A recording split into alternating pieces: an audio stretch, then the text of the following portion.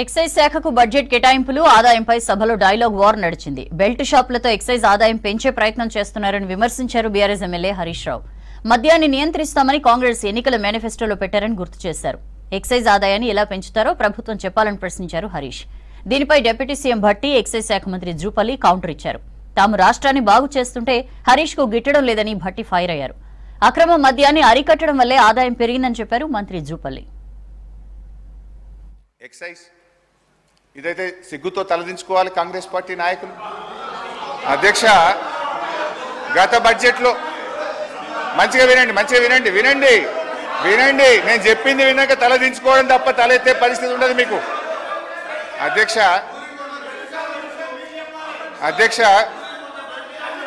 Please. అధ్యక్ష, 2023-24లో excise ద్వారా ఈ రాష్ట్రానికి ప్రతిపాదించిన బడ్జెట్ ఆదాయం 19,884 కోట్లు. 19,884 కోట్లు. ఇందులో ఏముంటుందంటే అధ్యక్ష, ఈ 19,884 కోట్లు ప్రతి 2 సంవత్సరాలకు ఒకసారి షాప్స్ యాక్షన్ పెడతాం. ఈ ఇయర్ ఉండదు షాప్ యాక్షన్స్, పోయినసారి అయింది, మళ్ళీ నెక్స్ట్ ఇయర్ వస్తుంది. అయితే ఆ షాప్ యాక్షన్స్ పెట్టినప్పుడు 2,000 కోట్లు అదనంగా వస్తుంది. అయితే ఈసారి ఆదాయం లేకపోయినా గౌరవనీయులైన భట్టి గారు ఎక్సైజ్ ట్యాక్స్ మీద వచ్చే ఆదాయం ఎంత 25,617 కోట్లు పెట్టారు.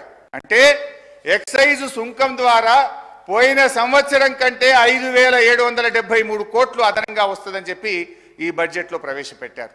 అంతేకాదు వ్యాట్ బై ఎక్సైజ్, వ్యాట్ రూపంలో మరో 2,760 కోట్లు ఎక్సైజ్ మీద ఆదాయం ఎక్కువ వస్తుందని పెట్టారు. అంటే పోయిన సంవత్సరం కంటే కూడా ఈ బడ్జెట్లో 5,773 ప్లస్ వ్యాట్ మీద 2,000 అంటే 7,773 కోట్ల రూపాయలు గతంలో 2,760 కోట్లు ఎక్సైజ్ మీద ఆదాయం ఎక్కువ వస్తుందని పెట్టారు.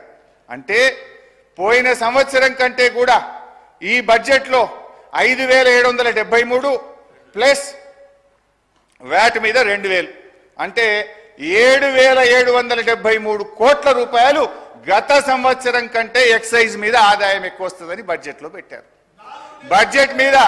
బడ్జెట్ మీద మొత్తం ఆదాయం ఎంత ఆశిస్తుంది తెలుసా అధ్యక్ష? ఈ ప్రభుత్వం ఎక్సైజ్ అండ్ వ్యాట్ కలిపి 42,000 కోట్ల 49 రూపాయలు ఎక్సైజ్ రూపంలో ఆదాయం సంపాదిస్తామని బడ్జెట్లో గౌరవ ఆర్థిక మంత్రి పెట్టారు. 42,000 కోట్లు. అప్పుడున్నది 25,000 కోట్ల ఆదాయం, వీళ్ళు 42,000 కోట్లు చేసింది. ఇప్పుడు ఏం మాట్లాడినరో భట్టి గారు ఎక్సైజ్ మీద నేను వినిపిస్తా అధ్యక్ష. అంటే ప్రతిపక్షంలో ఒక మాట, అధికారంలోకి రాగానే మర్చిపోతారు. గ్రామీణ ప్రాంతాల్లో మద్యం సమస్య అత్యంత భయానకంగా మారింది. బెల్ట్ షాపులు పెట్టి జనాన్ని విపరీతంగా పీడిస్తున్నారు. దీని గురించి ఆలోచన చేయండి అధ్యక్ష. ఆ రోజు గ్రామానికో బెల్ట్ షాప్ ఉంది. ఇప్పుడు మీరు చెప్పే 42,000 కోట్లు కావాలంటే గల్లీకో బెల్ట్ షాప్ పెట్టారు. మీరు గల్లీకో బెల్ట్ షాప్ పెట్టే పరిస్థితి వచ్చింది అధ్యక్ష. ఇంకా అధ్యక్ష హరీష్ రావు గారు అధ్యక్ష చెప్పిన దానిలో వాస్తవికత ఎంత ఆలోచించిన అధ్యక్ష. గతంలో 2023లో 19,000 ఆదాయాన్ని మాట్లాడినారు.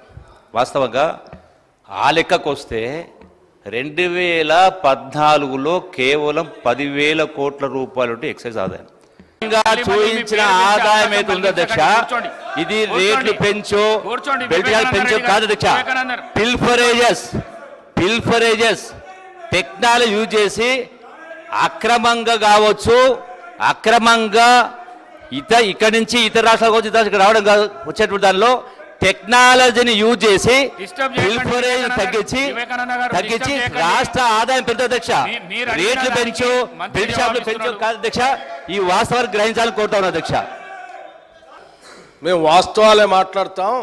మాదంతా విన్న తర్వాత మీరు చెప్పండి అన్నారు. నేను సైలెంట్ కూర్చొని రాసుకుంటున్నాను. ఏం చెప్పారు? లేచి ఎక్సైజ్ మంత్రి గారట లేచారట, వారు 7,000 కోట్ల ఆదాయాన్ని పెంచడానికి గల్లీ బెల్ట్ షాప్ పెడతాం, మేము పెంచుతామని వారు చెప్పారట. ఇప్పుడే కదా అందరు విన్నారు కదా అధ్యక్ష. ఆ మాట ఏమన్నా అన్నారా వారు? ఇంతకంటే అన్యాయంగా ఉన్నది లేనట్టు లేనిది ఉన్నట్టు ఈ రాష్ట్ర ప్రజలకి భ్రమలు కల్పించి 10 ఏళ్ళు రాష్ట్రాన్ని సర్వనాశనం చేశారు. ఇప్పుడు మళ్ళీ మొదలుపెట్టారు. 5 నిమిషాల్లోనే భ్రమలు కల్పించడానికి ప్రయత్నం చేస్తున్నారు. ఇది ఎక్కడ అన్యాయం అధ్యక్ష? మీరు వాస్తవాలు జాగ్రత్తగా రాష్ట్ర ప్రయోజనాల కోసం క్రిటికల్ ఎనాలిటికల్గా మేము పెట్టిన బడ్జెట్ మీద ఇగో దీన్ని పెట్టారు. ఈ శాఖకి ఇది సరిపోలేదు, ఈ శాఖకి తగ్గించారు, ఈ శాఖ పెంచారు, దీనివల్ల యువతకు నష్టం అవుతుంది, దీనివల్ల 72,000 కోట్లు పెట్టడం వల్ల వ్యవసాయానికి నష్టం జరుగుతుంది, అంత పెట్టకుండా ఉండాల్సి ఉండే, మాలాగా ఏదో 15,000-20,000 కోట్లు పెడితే బాగుండేది, లేకపోతే హైదరాబాద్ నగరానికి 10,000 కోట్లు పెట్టారు, ఎందుకు పెట్టారు అనవసరం, దీన్ని గాలికి వదిలేస్తే మాలాగా కొద్ది వర్షం రాగానే మొత్తం మురుగునీళ్ళంతా రోడ్డు మీదకి వచ్చి ఇబ్బంది పడేవాళ్ళు, అట్లా చేయాలి. కానీ ఇదంతా ఏందని చెప్తే కొద్దిగా బాగుంది. ఇవన్నీ వదిలేసి